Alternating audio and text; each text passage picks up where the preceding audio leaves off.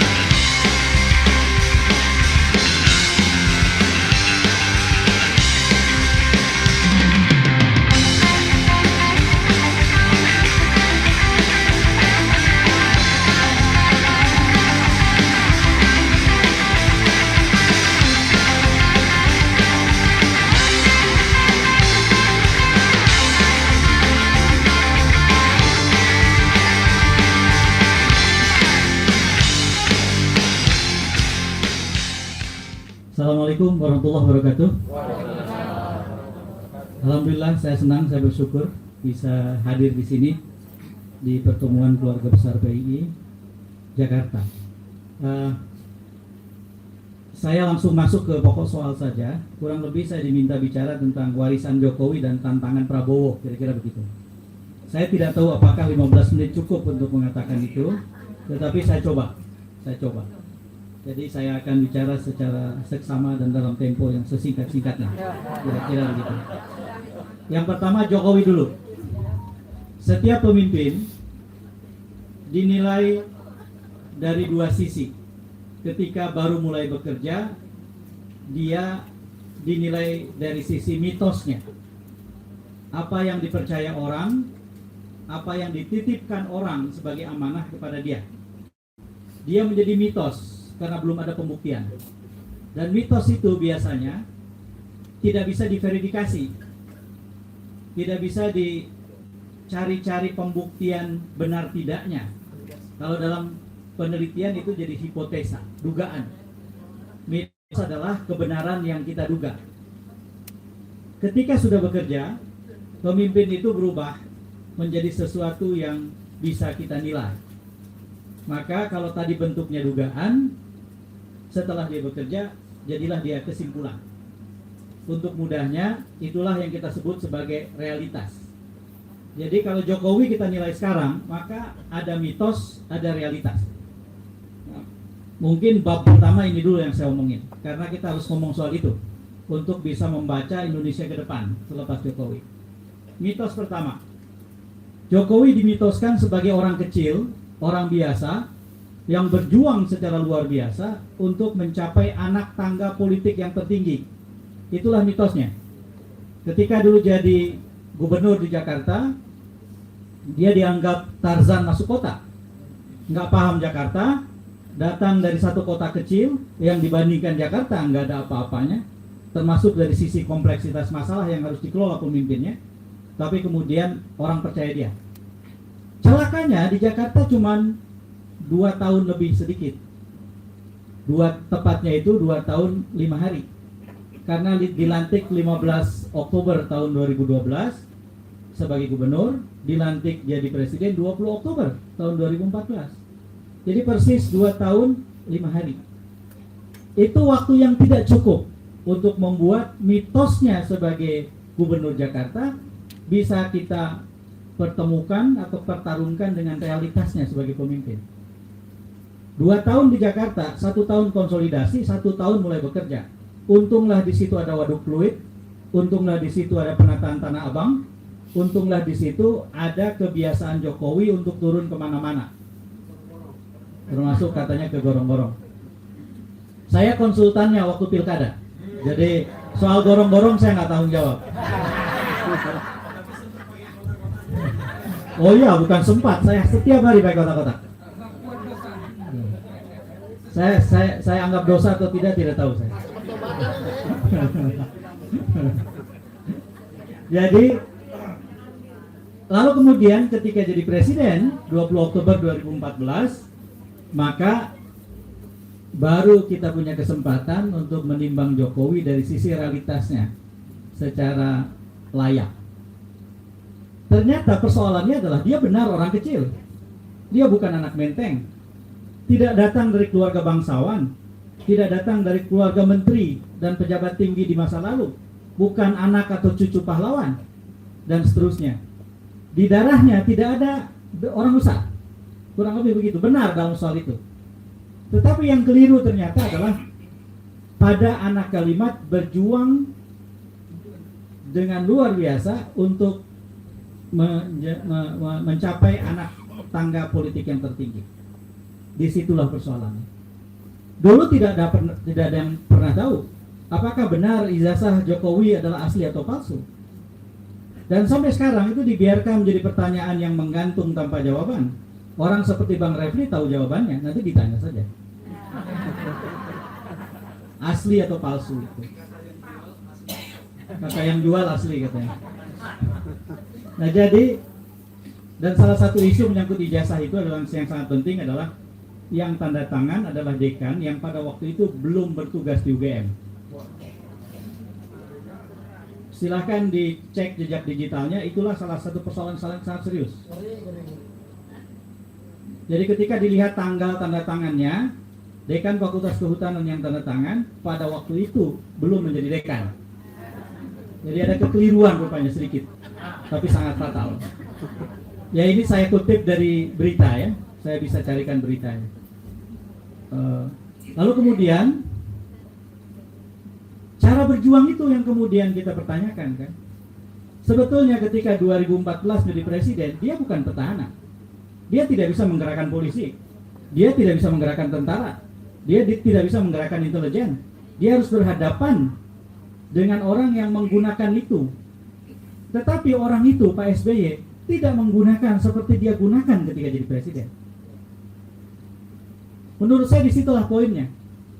Harus kita koreksi bahwa Jokowi orang biasa yang berjuang dengan cara yang tidak bisa kita terima untuk mencapai anak tangga tertinggi dalam politik. Itulah realitasnya. Jadi apa pelajaran buat kita?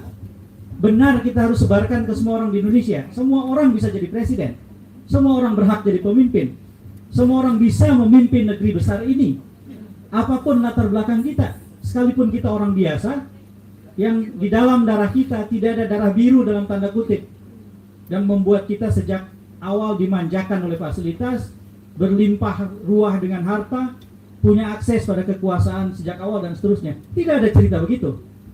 Siapapun kita, dari manapun latar belakang kita, harus punya kesempatan yang sama untuk sampai ke anak tangga tertinggi politik di negeri ini. Tetapi tidak dengan cara yang dilakukan Jokowi. Itu catatan pentingnya. Jangan sampai ada pelajaran yang salah.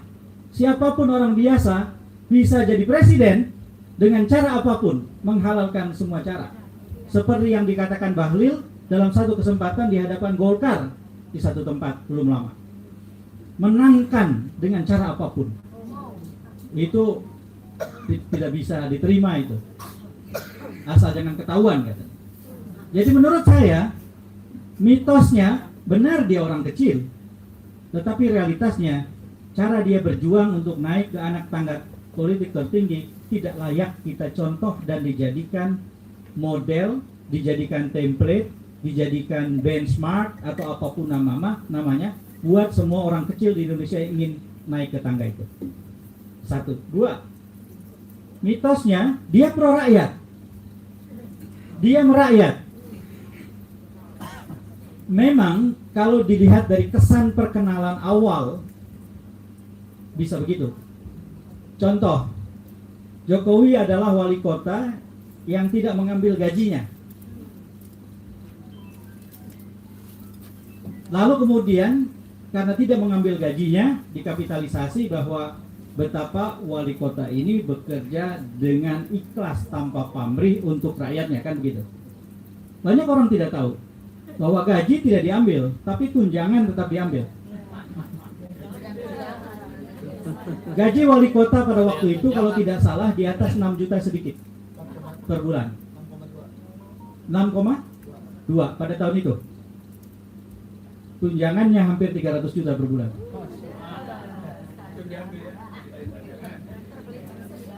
Begitu. Benar bahwa Jokowi membagi-bagi beras 5 kiloan ke banyak sekali warga Solo ketika dia belusukan setiap hari.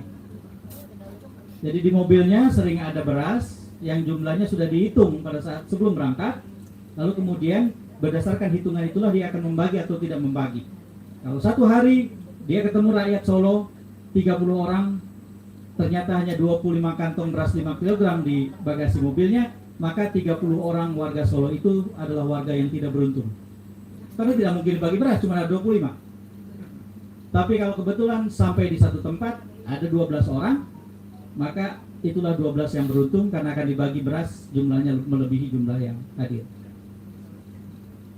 Itu bukan pro rakyat dalam pengertian yang hakiki.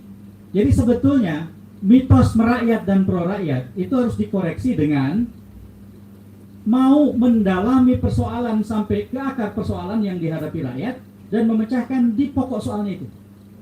Itulah yang disebut pemimpin pro rakyat. Orang butuh beras. Pemimpin yang tidak pro rakyat membagi beras sebelum pemilu. Itulah pemimpin yang tidak pro rakyat. Siapakah pemimpin yang pro rakyat? Dia ikhtiarkan dengan banyak program, rakyat naik pendapatannya, pengangguran berkurang. Dia ciptakan sistem subsidi yang adil buat orang, sehingga orang di banyak tempat bisa membeli kebutuhan pokok dengan harga yang terjangkau. Semua program-program itu bekerja di hulu, bukan di hilir. Ujungnya adalah kebutuhan pokok bisa dipenuhi oleh rakyat, kemiskinan turun. Itulah pemimpin yang pro rakyat. Apakah Jokowi melakukan itu? Saya sebagai warga negara menilai tidak. Dia lebih senang misalnya membagikan bansos menjelang pemilu. Lihatlah angka kenaikan bansos menjelang 2019 dan lihat kembali angka kenaikan bansos yang luar biasa meroket menjelang 2024. Itu artinya Jokowi melanjutkan cara-cara artifisial di atas permukaan yang tidak mengatasi masalah di tingkat yang mendasar. Itu sama artinya seperti kita sakit kepala, kita cuman meminum obat penghilang rasa sakit, bukan mencari obat untuk mengatasi sumber sakit kepalanya.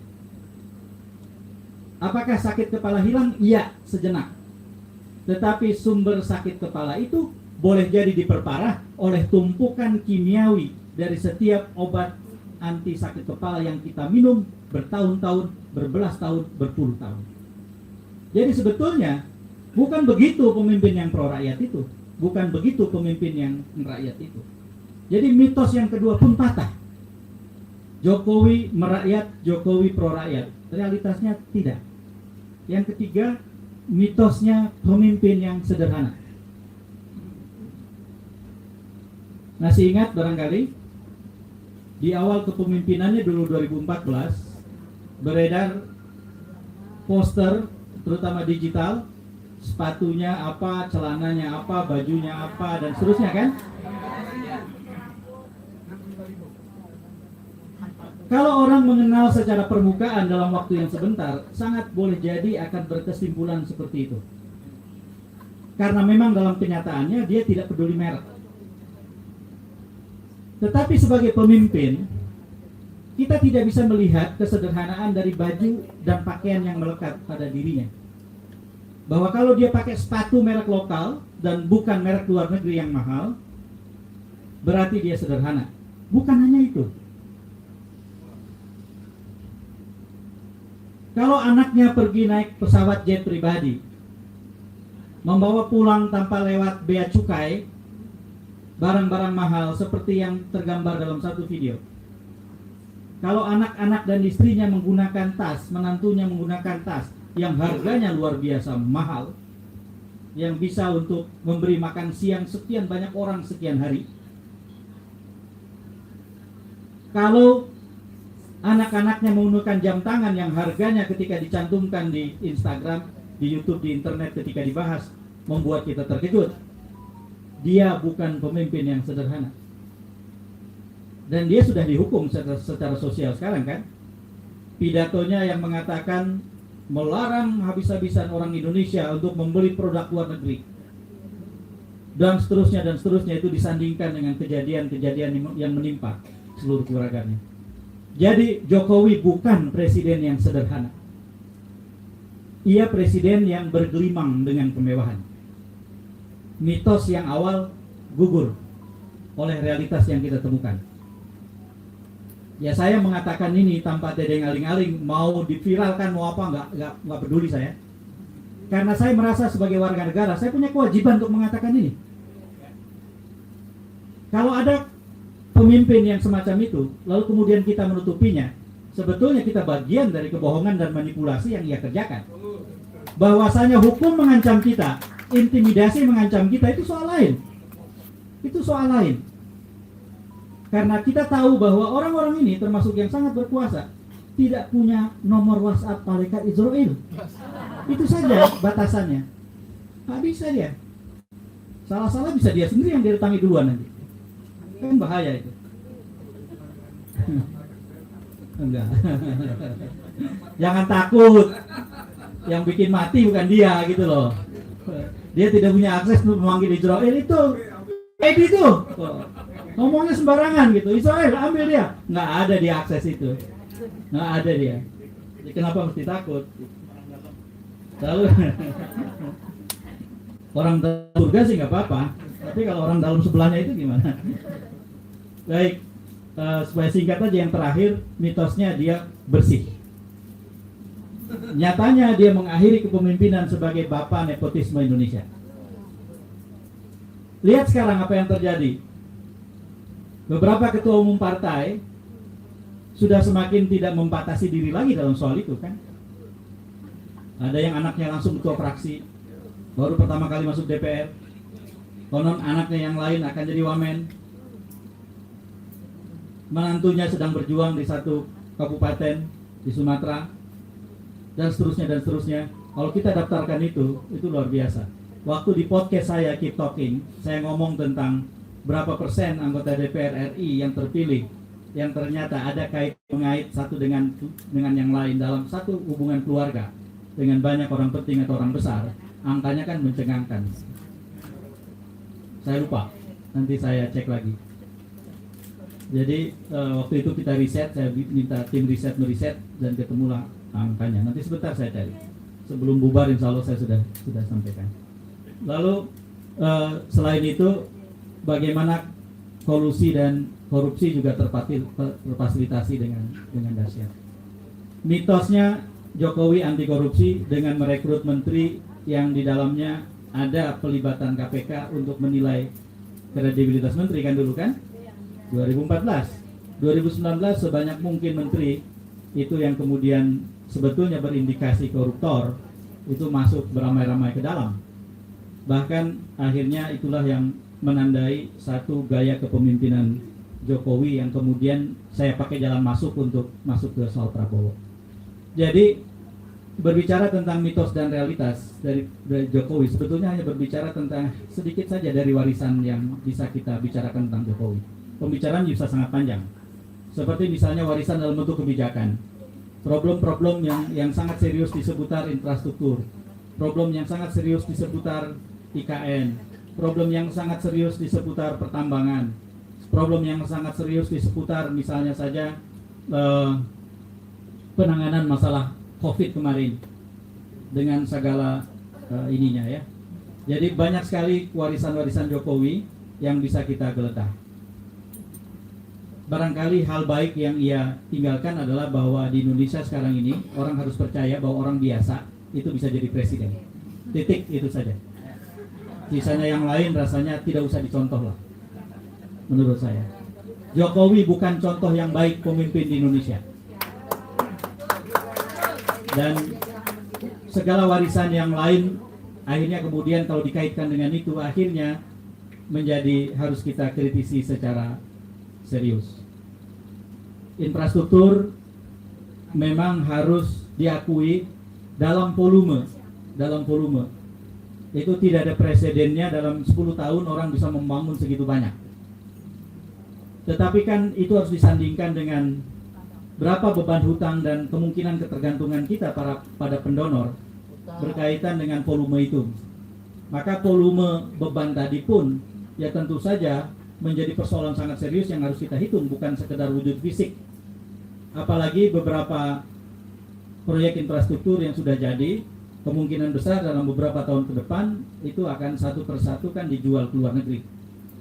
Gejala itu sudah ada sekarang. Ini kebetulan ada mantan komisaris di pemerintahan Pak Jokowi yang sangat paham soal itu. Jadi tanyakan ke Mas Refli. Jadi harus jujur begitu kalau kita menilai, nggak bisa. Artinya mungkin orang menganggap bahwa saya kok melihat hitamnya saja gitu dari Jokowi. Problemnya itu adalah Jokowi mencampurkan semua warna ke dalam satu baskom, dan ketika warna gelap yang lebih banyak, jangan salahkan kalau warna-warna putih, warna-warna pink, biru muda segala macam tertimbun, dan kemudian yang kelihatan adalah air yang pekat. Itu sama seperti sunatullah yang terjadi berkaitan dengan sungai-sungai kita kan. Banyak orang yang mencurahkan air wudhunya ke sungai loh. Tetapi kan itu tidak berarti bahwa tidak ada air wudhu di dalam sungai, bekas air wudhu dalam sungai itu. Tapi ketika limbah industri, limbah rumah tangga yang lebih kotor masuk ke dalamnya dan membuat sungai itu jadi hitam, kita harus kesimpulkan bahwa bukan sungai itu airnya suci dan kita bisa pakai. Itu sungai hitam yang kotor. Itulah pemerintahan Jokowi kira-kira menurut saya.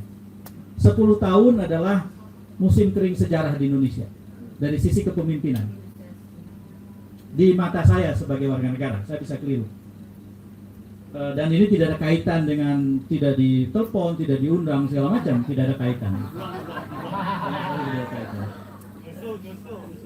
Sahwat saya soal itu sudah saya buktikan, tapi tidak usah diceritakan sekarang. Waktu saya kan terbatas. Yang masuk ke Prabowo. Jadi ketika Prabowo sekarang menjadi pemimpin, tentu semua hal tadi adalah tantangan yang diwariskan kepada Prabowo. Bahkan itu secara fisik melekat. Gibran itu menjadi wakil presiden dan secara konstitusional harus diperlakukan sebagai wakil presiden. Itu adalah satu warisan Jokowi yang tidak bisa kita abaikan. Jadi sepanjang 5 tahun ke depan, selama wakil presidennya Gibran dan cara pemilunya seperti itu, saya akan bersikap yang sama seperti ketika pemilu kemarin. Tidak ada yang berubah. Jadi dari sisi itu sudah jelas. Kemudian di soal-soal yang lain, tantangan Prabowo ini sangat serius. Saya bukan ekonom, tapi secara umum kan kita bisa ngomong soal indikator ekonomi tertentu gitu ya. Misalnya, nomor 1, sekarang ini dalam 1 tahun ke depan kita akan menghadapi lonjakan PHK yang luar biasa. Presiden sendiri sudah mengakui itu. Jadi itu akan jadi soal serius. Lalu kemudian dulu, mungkin Refli juga masih ingat, ada satu orang tokoh di Indonesia, Fadel Muhammad namanya. Pada tahun 80-an dia membuat buku. Waktu itu saya masih SMA. Dia membuat buku yang menggambarkan bahwa Indonesia yang maju itu syaratnya adalah dari piramida berubah jadi belah ketupat. maksudnya struktur ekonomi Indonesia yang gede di bawah itu, kelas bawahnya besar, itu berubah jadi ketupat. Kalau ketupat itu yang besar justru yang tengah kan. Jadi kalau ketupat itu diberdirikan, maka yang tengah itu. Nah, kelas menengah kita dalam 5 tahun terakhir, 2019 sampai sekarang, itu turun 9,4 juta orang dalam 10 tahun. Jadi di lapis kelas menengah kita terjadi bukan penggembungan kelas menengah yang semestinya terjadi untuk negara yang mau melaju menjadi negara maju, tetapi pengurangan sekitar 9,4 juta kelas menengah di tengah. Itu akan jadi tantangan serius. Ditambah dengan krisis, perang. Perang ini kan bukan persoalan yang bisa kita kendalikan. Apalagi kalau banyak negara bersikap seperti memang menunggu perang, kan? Dan yang sudah pasti menunggu perang terjadi adalah industri persenjataan. Mereka akan panen besar kalau terjadi perang. Jadi banyak pelaku-pelaku industri global yang sekarang ini menginginkan perang, terutama yang industrinya berkaitan dengan perang. Negara-negara produsen tertentu juga ketika perang bisa diuntungkan, seperti Rusia. Ketika pasokan minyak dunia menurun karena beberapa pusat industri minyak terhambat oleh perang, maka kemudian pasokan minyak menjadi turun. Pasokan minyak yang turun itu menyebabkan harga minyak naik.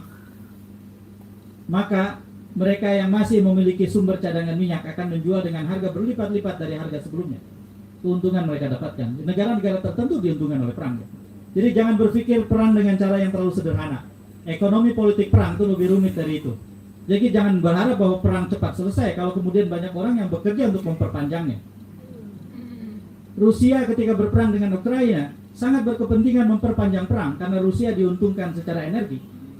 Krisis energi dunia menyebabkan Rusia menjadi tulang punggung penyediaan energi yang terbatas. Maka Rusia memasok energi dengan jumlah yang lebih kecil dengan harga berlipat-lipat ketika dia memasoknya dalam jumlah lebih besar. Jadi pendapatan negara Rusia bertambah ketika perang, sekalipun dia mengalami kehancuran dikarenakan dengan sumber daya manusia yang berkurang, tentaranya mati, ditambah dengan perlengkapan perangnya yang tidak bisa diremajakan karena hancur. Tetapi itu semua sudah dihitung secara ekonomi, sehingga kalau Rusia memperpanjang perang, buat mereka perang itu tetap menguntungkan dari sisi ekonomi politik. Itulah hitungan perang yang lebih rumit itu. Maka jangan berharap bahwa perang kemudian cepat berakhir dan krisis yang ditimbulkannya kemudian cepat selesai. Dan kita di Indonesia yang negara dengan populasi besar tetapi dengan kekuatan global yang terbatas, seringkali kalau tidak sigap dengan pemimpin yang sigap bisa jadi korban. Itu akan jadi tantangan serius buat pemerintahan Prabowo. Orang di dalam pemerintahan saja sudah mengingatkan kok bahwa kemungkinan besar dalam beberapa waktu ke depan sangat untung kalau kita bisa mempertahankan pertumbuhan ekonomi 5%. Jadi nggak sederhana urusan ini, tiba-tiba meroket jadi 8%, enggak. Lalu kemudian tantangan-tantangan yang lain, krisis pangan, baik berkaitan dengan perang maupun berkaitan dengan krisis iklim, krisis energi yang sangat serius dan lain-lain. Jadi sebetulnya tantangan ekonomi ke depan berlipat-lipat, diperparah oleh beban kekeliruan kebijakan ekonomi dan semua dampak dari kepemimpinan di masa lalu. Maka kemudian termasuk hutang, maka kemudian ekonomi amat sangat menjadi tantangan serius buat pemerintahan baru. Maka persoalan dengan makan siang misalnya, makan siang ini sama seperti minum obat anti sakit tadi dan bukan memecahkan masalah di sumber penyakit. Makan siang ini menarik sebagai materi kampanye karena orang merasa oh itu berarti buat kita. Orang di Indonesia seringkali gagal untuk berpikir lebih sederhana dari yang paling sederhana yang dia bisa. Menerima makan siang gratis itu memang sepertinya kenikmatan buat warga negara. Tetapi lapangan kerja yang semakin sulit, kebutuhan pokok yang semakin menjulang tinggi harganya dan tidak terjangkau, dan tidak adanya program-program khusus penaikan pendapatan warga dan seterusnya, itu adalah masalah yang jauh lebih besar nilainya, termasuk secara finansial, secara rupiah, dibandingkan dengan makan siang yang mereka terima untuk anak mereka di sekolah. Ini problem serius. Jadi menurut saya, kalau kemudian Prabowo tidak menghandle masalah ini dengan tepat, saya khawatir akan ada persoalan serius. saya tidak bisa menilai terlalu jauh. Saya nilai dalam satu hal saja. Kita dalam keadaan krisis saat ini. Nggak bisa tidak kita mengatakan Indonesia dalam keadaan krisis. Maka satu-satunya cara untuk mengelola keadaan dengan baik adalah manajemen krisis. Salah satu prinsip dalam manajemen krisis adalah kita punya organisasi, maka organisasi itu harus seramping mungkin sehingga bekerja dengan sigap. Di dalam konsep birokrasi, saya kebetulan latar belakang ilmu politik. Mata kuliah birokrasi ikut saya ajar dulu waktu masih ngajar 20 tahun di UI. Sebelum saya mendirikan Polmark Indonesia. Dalam konsep birokrasi, salah satu penyakit birokrasi yang sangat serius adalah ketika birokrasi tidak bisa bekerja cepat, melayani dengan cepat, karena harus berurusan dengan postur dirinya yang terlampau besar. Maka ketika itu yang terjadi, yang kita hadapi, yang kita miliki bukanlah organisasi pemerintahan yang bekerja dengan cepat karena ramping, karena disusun, dirancang sebagai bagian dari crisis management atau manajemen krisis, pengelolaan krisis, maka kita akan punya masalah. Sekarang aja sudah ada orang yang menghitungkan beban negara untuk menggaji menteri, wakil menteri, kepala badan, dan semua pejabat di seputar itu. Dalam 1 bulan kenaikannya itu bisa sangat mencengangkan. Belum lagi beberapa bulan kita harus berhadapan dengan persoalan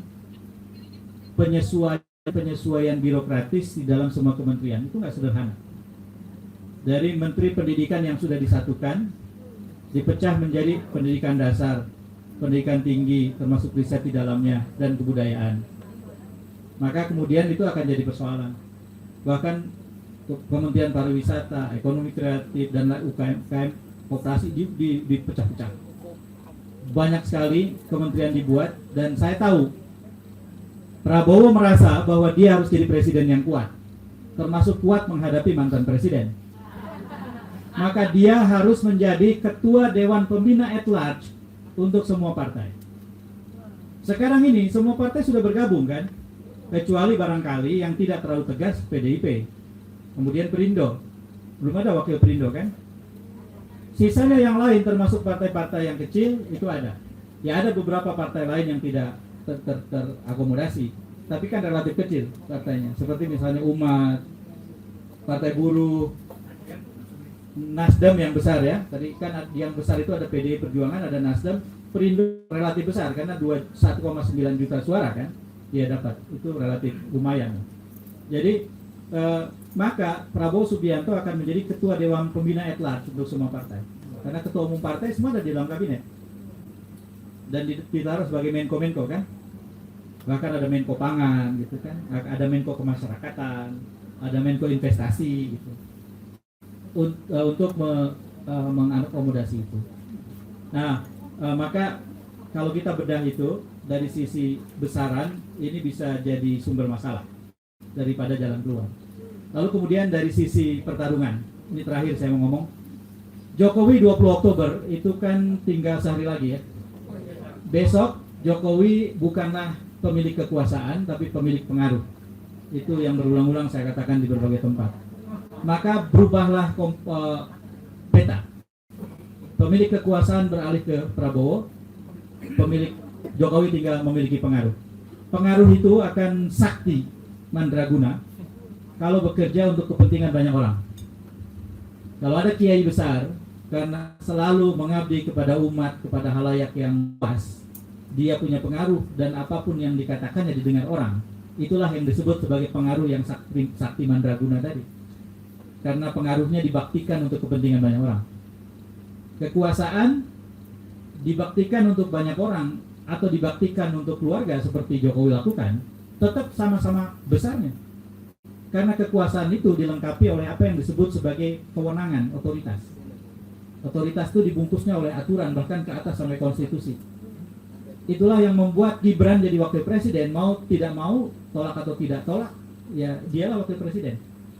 Apakah sampai sekarang saya bisa menerima Gibran sebagai wakil presiden? Tidak sama sekali. Kalau ada pertanyaan itu jawabannya saya tidak sama sekali. Nah jadi problemnya kemudian dia punya otoritas karena dia berkuasa. Maka kekuasaan itu ketika bekerja untuk banyak orang, maka kekuasaan itu akan luar biasa besar, bersinar, menyala kalau istilah sekarang. Tetapi ketika kekuasaan pun bekerja untuk kepentingan yang sempit, dia tetap punya kekuasaan, punya kendali, punya kemampuan untuk melakukan apapun. Itu problemnya. Nah, dengan cara berpikir seperti itu, maka menurut saya ini adalah, kalau dalam bahasa Marxis itu ada istilah the withering away, melemahnya secara perlahan-lahan. Jadi di dalam teori Marxis dikatakan bahwa negara itu akan melemah secara perlahan-lahan karena ada kekuatan proletar yang bangkit lalu revolusi gitu, kira-kira begitu. Nah, istilah the withering away itu adalah melemah secara perlahan-lahan. Itu adalah istilah yang cocok diletakkan kepada Jokowi. Jadi begini, Mas Refli, Menko yang adalah menterinya Jokowi, orangnya Jokowi, itu harus kita lacak secara baik-baik. Loyalitasnya ke Jokowi dengan sendirinya akan melemah. Kalau sang menteri itu loyal karena loyalitas insentif. Loyalitas insentif adalah menteri diberi sesuatu atau diberi kelapangan berbuat sesuatu sehingga banyak sekali hal yang dia terima, yang dia ambil yang bukan haknya, dan presiden yang tahu persis dengan itu membiarkan dia melakukan itu. Maka presiden memberi insentif kepada si menteri itu untuk berbuat apapun. Ketika presiden sudah berganti,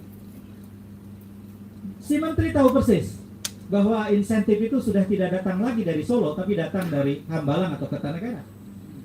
Maka loyalitas kalau disandingkan akan jauh lebih besar ke Kertanegara daripada ke Solo.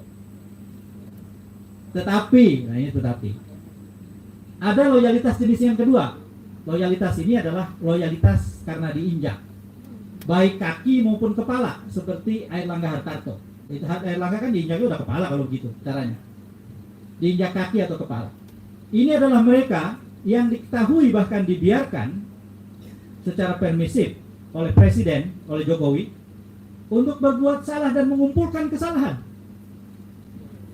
atau membawa kesalahan masa lampaunya yang tidak diurus dengan layak selama ini. Maka mereka itu adalah orang yang loyal karena diinjak atau karena disandera. Apakah model penyanderaan berubah? Iya, berubah. Tentu Jokowi kemarin berkepentingan untuk membuat banyak pimpinan KPK, komisioner KPK, orang dia yang loyal ke dia. Problemnya adalah loyalitas itu tidak bisa digaransi kendalinya oleh Jokowi karena otoritas sudah lepas. Otoritas berpihak kepada presiden baru. Maka dengan cara itu, pemilik kendali berbasis otoritas itu termasuk terhadap KPK sekalipun di presiden yang baru. Maka dengan demikian, para menteri dari Jokowi, katanya ada sampai berapa? 13? 16 itu harus ditempatkan di dalam 3 tempat yang berbeda. Satu, orang Jokowi yang karena sebagai sebab termasuk penjelasan saya tadi sangat sulit untuk tidak mendengar Jokowi. Bahlil ada di situ, Budi Ari ada di situ, Gibran ada di situ. Nomor 2, yang ada di tengah.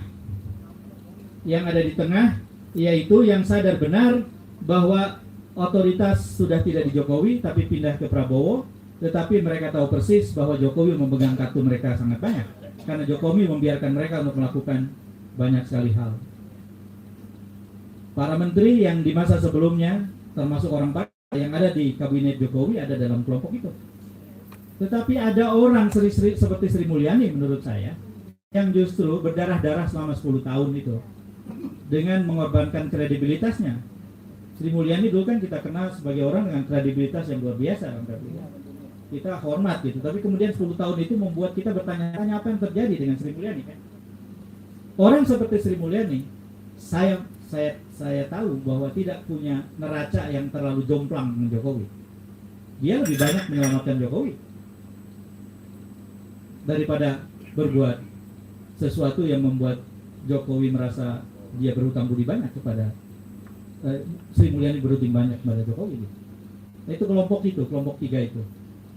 Nah, yang kelompok 2 ini itu akan mengayun-ngayun. Dan ayunan itu magnetnya semakin besar ke Kertanegara daripada ke Solo. Jokowi tahu persis itu. Jadi menurut saya, setiap pemimpin akan menerima apa yang selayaknya dia terima, karena apa yang dia perbuat sebagai pemimpin. Dalam kacamata saya sebagai warga negara yang menilai Jokowi 10 tahun itu, Jokowi akan semakin sulit untuk bisa mengendalikan banyak hal di Indonesia. Justru kesulitan demi kesulitan akan semakin dia harus hadapi. Itu yang saya lihat. Tetapi problemnya kemudian Prabowo lahir dari situasi yang saya ceritakan tadi. Dia adalah anak kandung dari proses mekanisme kerja dan sistem yang dibangun Jokowi. Dia lahir dari pemilu. Nah, Bang Refli tahu persis seperti apa pemilunya, yang seperti itu. Pemilu terburuk sepanjang sejarah reformasi. Dan inilah hasil yang kita terima atas nama ketaatan pada aturan. Maka sebagai penutup, keluarga besar PII harus fokus ke depan pada satu isu yang sangat dasar, yaitu menjadi bagian yang mau rajin, telaten, penuh sabar, bangun kecerdasan politik umat di Indonesia. Kecerdasan itu terdiri dari 3 hal. Yang satu, kesadaran. Kesadaran harus dibangun lewat 3 level. 1, menyebarkan pengetahuan. Orang harus diberitahu tentang apa yang terjadi sedetail-detailnya, selengkap-lengkapnya. Bang Refli melakukan itu dengan berbagai cara. Banyak aktivis melakukan itu berbagai cara. Saya melakukannya semampunya. Pengetahuan, tapi tahu saja tidak cukup.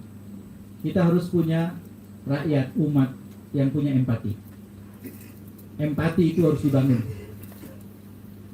Pengetahuan tanpa empati itu akan jadi seperti pejabat publik yang punya fasilitas keuangan yang besar, dan ketika harga BBM naik, dia tidak akan pernah protes.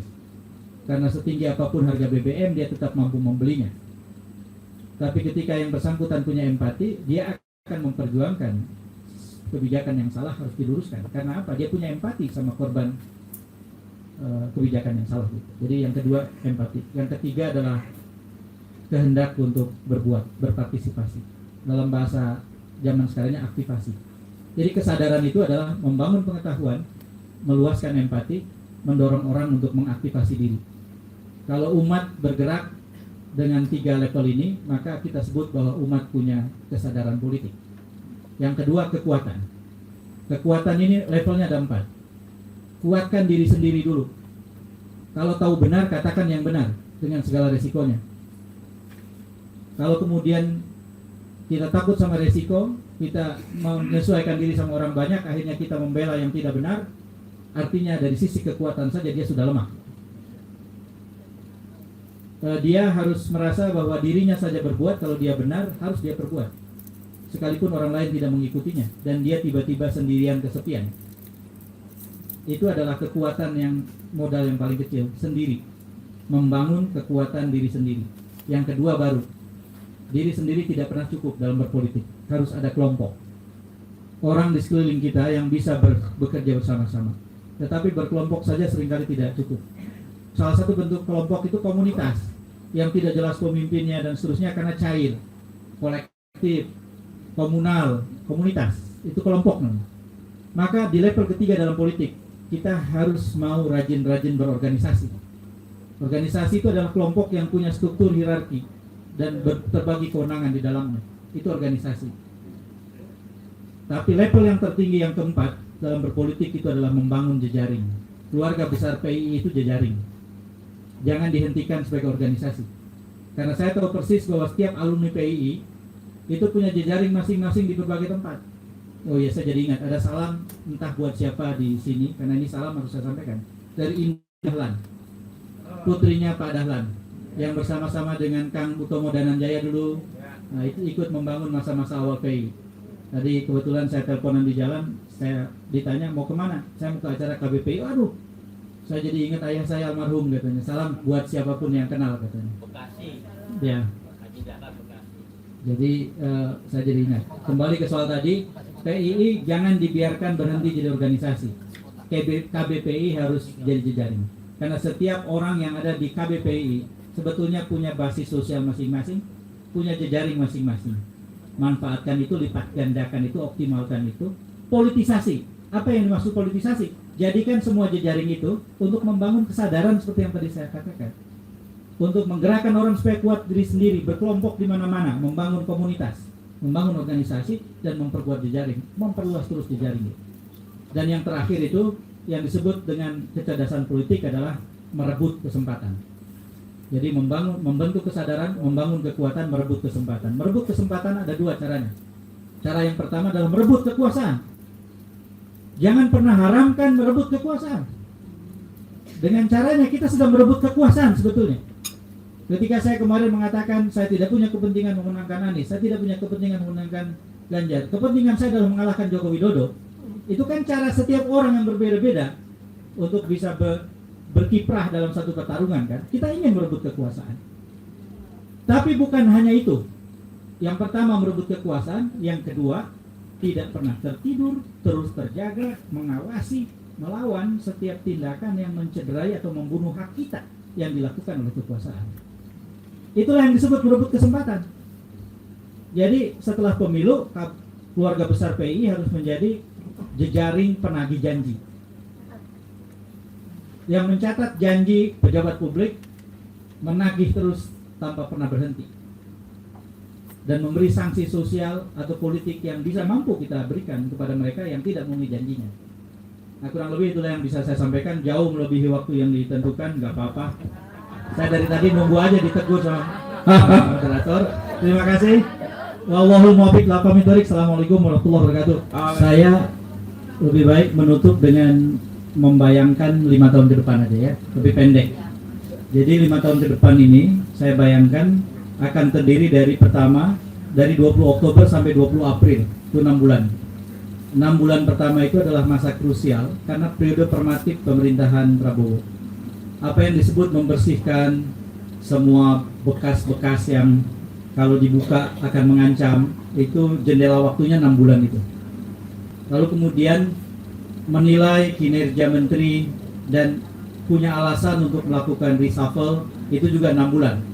Karena nggak masuk akal kalau Prabowo sudah membuat kabinet dengan begitu percaya diri, 3 bulan reshuffle itu nggak masuk akal. Enggak lah, 100 hari itu menteri belum bisa berbuat apa-apa. Jadi 6 bulan itu adalah jendela waktu yang cukup. Antara lain misalnya kalau kita mau berharap sama Prabowo melakukan perombakan, tiba-tiba kabinetnya lebih segar, lebih bisa diharapkan. Nah, ini adalah periode formatif kabinet atau pemerintahan Prabowo sampai dengan 20 April tahun depan, 20 April 2025. Lalu kemudian yang juga harus kita lihat adalah dari 20 April 2025 ke 20 April 2026, 1 tahun. Jadi 1 tahun kalau dihitung dari titik itu atau 1 tahun setengah dihitung dari besok, itu adalah masa menentukan kita itu sebetulnya bisa berharap atau tidak sama pemerintahan ini.